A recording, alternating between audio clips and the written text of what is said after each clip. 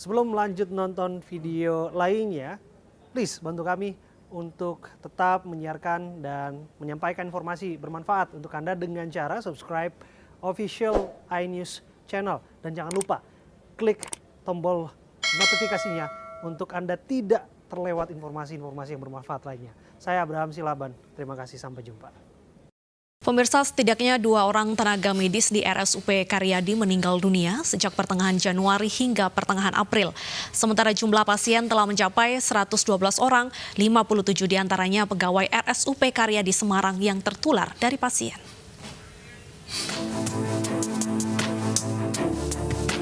Pihak Rumah Sakit Dr. Karyadi Semarang menjelaskan salah satu pasien yang menularkan adalah pasien operasi yang terlambat diidentifikasi COVID-19. Meski semua tenaga medis telah melakukan isolasi mandiri, namun masih terjadi penularan antar sejawat. Penularan juga terjadi di lokus dokter obstetri pada saat menangani pasien hamil yang hendak melahirkan. Meski telah menerapkan standar operasi pasien penderita COVID-19 dengan menggunakan APD, namun kemungkinan penularan terjadi pada saat pelepasan APD pasca operasi. Harusnya tidak ada alasan untuk, atau tidak ada celah atau minimal celah untuk bisa menulari. Kami telah meneliti kemungkinan yang terjadi ini kurang adekuatnya pada saat pelepasan APD. Jadi pelepasan APD, kemudian penyembahan APD pasca operasi dan lain-lain. Itu yang perlu ditingkatkan. Selain itu, dokter yang terjangkit COVID-19 memiliki riwayat bermacam-macam. Di antaranya pernah melakukan perjalanan ke daerah terjangkit dan merawat pasien COVID-19 di luar RSUP Karyadi. Kendala lain yang ditemukan pihak Rumah Sakit Karyadi adalah adanya pasien yang tidak jujur menyampaikan riwayat kesehatan dan perjalanannya selama pandemi corona. Dari Semarang, Jawa Tengah, Kristadi, iNews melaporkan. Dan bagaimana kronologis terpaparnya 56 tenaga medis di Rumah Sakit Dr. Karyadi Semarang, Jawa Tengah? Kita bergabung dengan Bapak Agus Suryanto, Dirut RSUP Dr. Karyadi Semarang. Selamat siang, Pak Agus. Selamat siang. Baik, Pak Agus, berapa banyak kasus yang ditemukan akibat tidak jujurnya pasien sehingga ini menularkan corona kepada tenaga medis? Ya, sebetulnya terima kasih. Tapi sebelum kami menjawab, mungkin perlu kami perbaiki datanya. Jadi tadi disampaikan 2 orang yang gugur tenaga medis di Rumah Sakit Dr. Karyadi, tapi yang benar adalah 1 yang terkonfirmasi, sedangkan yang 1 itu sudah tadi pagi saya mendapatkan informasi bahwa hasil pemeriksaan PCR-nya adalah negatif. Kemudian mengenai tentang kronologi, tadi sebenarnya sudah disampaikan di dalam data sebelumnya bahwa kita memang mekanisme yang paling menonjol di dalam beberapa hari ini adalah tadi terdapat 2 lokus penularan yang bisa kita identifikasi. Sedangkan kita bicara tentang ketidakjujuran pasien yang paling menonjol dalam 2 kasus itu adalah yang 1 kasusnya. Yang 1 kasus itu memang salah satu itu pasien anak yang orang tuanya ternyata sudah didiagnosa atau sudah dilakukan pemeriksaan rapid test positif, ya bukan PCR tapi rapid test di daerah merah yang kebetulan tidak menyampaikan informasi secara utuh di Rumah Sakit Karyadi, sehingga baru mengaku atau sudah menyampaikan informasi setelah putranya atau putranya yang sudah dinyatakan sebagai PDP, seperti itu. Baik, bagaimana untuk ketersediaan APD sendiri dalam bagi tenaga medis dalam melakukan tugasnya menangani corona? Baik, sebetulnya APD itu kan ditentukan, kita memiliki SPO penggunaan APD yang bervariasi. Untuk label merah atau yang tempat risiko tinggi itu memang harus menggunakan APD lengkap dan terstandar dengan baik. Di samping itu juga tingkat kepatuhannya juga harus tinggi. Tetapi di label-label yang di bawahnya seperti label sedang maupun ringan itu dengan APD yang sedikit agak longgar, ya. Namun masalahnya sebetulnya ya memang APD itu jumlahnya kurang itu kalau kita dalam waktu jangka yang lebih dari 1 minggu. Kita ini kan mengandalkan selain yang disediakan oleh pemerintah juga banyak donasi-donasi yang baik bagi lembaga maupun perorangan ke rumah sakit ini maupun ke rumah sakit lain tentunya.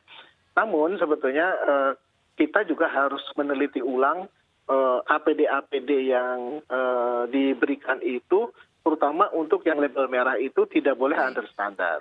Hanya masalahnya dalam kasus ini, saya ulangi, dalam kasus ini sebetulnya bukan karena lengkapan APD atau ketidaktersediaan APD. Namun pasien itu menempati atau dalam screening itu lolos sehingga menempati daerah yang tidak label merah, sehingga pengelolaannya juga tidak adekuat begitu. Dalam arti kemungkinan tertular itu menjadi lebih tinggi. Kira-kira begitu. Baik, terima kasih atas informasinya Bapak Agus Suryanto. Memang sangat dibutuhkan kejujuran dari pasien agar nantinya tidak menular kepada tenaga medis. Dan pemirsa, belajar dari rumah ini ternyata memang bervariasi dan ini merupakan imbas dari pencegahan penyebaran virus corona, menyisakan masalah tersendiri bagi para orang tua. Dari gagap teknologi, kewalahan membagi waktu hingga stres karena soal yang sulit ini menjadi momok bagi ibu.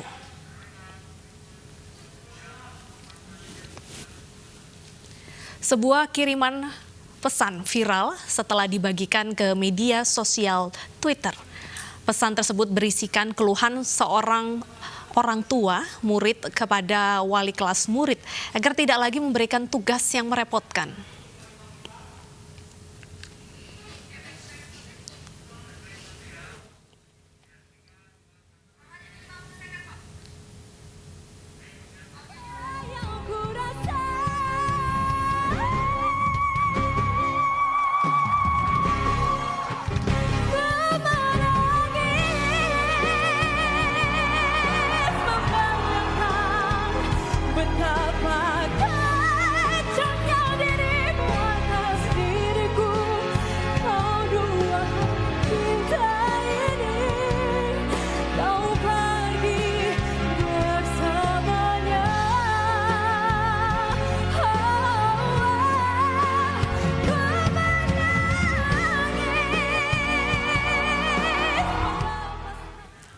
Ya, pemirsa, bagaimana sebenarnya keluh kesah para orang tua ini dalam mengajarkan anak-anaknya belajar di rumah? Karena tampaknya banyak keluhan dari ibu-ibu rumah tangga khususnya. Kita langsung berbincang dengan Mbak Citra Yuliasari, salah seorang wali murid yang juga mengajarkan anaknya belajar di rumah. Selamat siang, Mbak Citra. Baik, kita akan tanya apakah pelajaran apa sebenarnya yang paling sulit dalam mengajarkan pelajaran di rumah. Dan memang tampaknya beberapa tanggapan orang tua ini viral, pemirsa, di media sosial. Ada yang mengeluhkan banyaknya tugas-tugas sehingga gagap teknologi juga ini menjadi salah satu kendala bagi orang tua dalam mengajarkan pelajaran ke anak-anak. Nah, sebelum kita ke Mbak Citra, kita akan berbincang terlebih dahulu dengan Kak Seto, pemerhati anak, tentang bagaimana sebenarnya cara mengajar anak yang tepat di rumah. Karena mengingat wabah virus corona ini masih diprediksi akan berjalan dalam waktu yang cukup panjang. Selamat siang Kak Seto. Ya, selamat siang Mbak Bernadetta. Betul, Kak Seto. Baik. Ya. Baik, di media sosial ini banyak sekali ibu-ibu yang mengaku stres karena banyak sekali tugas-tugas diberikan oleh guru. Sebenarnya bagaimana sih Kak Seto metode mengajari anak di rumah agar ibunya juga nggak stres? Takutnya pelajarannya malah nggak masuk ke anak. Iya, memang sebaiknya pertama para guru tidak memberikan langsung tugas kepada siswa, tetapi mohon ujung tombaknya adalah justru para orang tua. Jadi mohon tugas-tugas itu disampaikan kepada para orang tua masing-masing. Nah, orang tua nanti akan menerjemahkan tugas tadi sesuai dengan kondisi keluarga masing-masing. Sehingga orang tua juga bisa tetap berkoordinasi dengan baik. Kemudian anak-anak juga tidak terbebani. Itu yang pertama. Yang kedua juga mohon menghadapi ini, ya modal utama pertama adalah tetap tenang, ya tidak dibuat panik atau stres. Kemudian juga penuh rasa syukur. Ya, semua diberikan suatu kekuatan juga pada diri para orang tua, bahwa orang tua adalah memosisikan bukan sebagai bos terhadap anak, tapi sebagai sahabat, sebagai teman.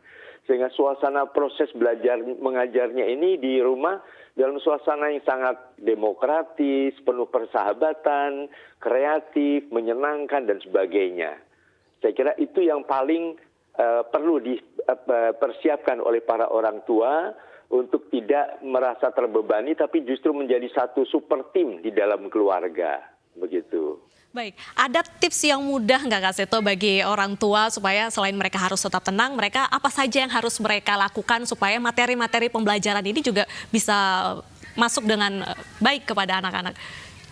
Iya, itu tadi. Yang penting adalah orang tua juga memahami materi yang diberikan kepada putra-putrinya.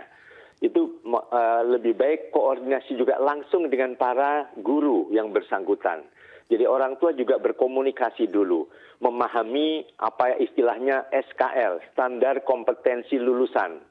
Jadi misalnya SKL dari kelas berapa, 3 SMP itu ya harus tahu dalil Pitagoras misalnya. Nah itu apa, bagaimana menjelaskan, itu dikuasai dulu oleh para orang tua dengan tenang. Nah kemudian diberikan dengan cara yang tadi, penuh persahabatan, dipadukan dengan juga suasana bermain, gembira. Kemudian ada diiringi nada-nada indah dengan bernyanyi, mungkin mendongeng dan sebagainya.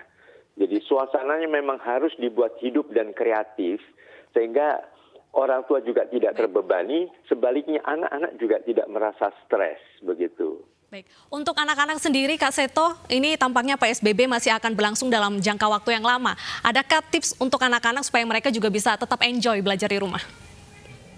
Iya, itu tadi anak-anak juga bisa menyampaikan itu semua kepada para ayah dan bundanya, berkomunikasi, sampaikan, "Ma, boleh nggak kalau belajarnya begini? Atau sekarang belajarnya ini dulu," misalnya. Jadi tetap ada suatu perencanaan bersama, ada suatu rapat keluarga, sehingga semuanya itu betul-betul memenuhi hak masing-masing. Hak orang tua juga untuk tidak terbebani, sebaliknya hak anak juga tidak mendapatkan tekanan-tekanan dari orang tuanya sendiri, begitu.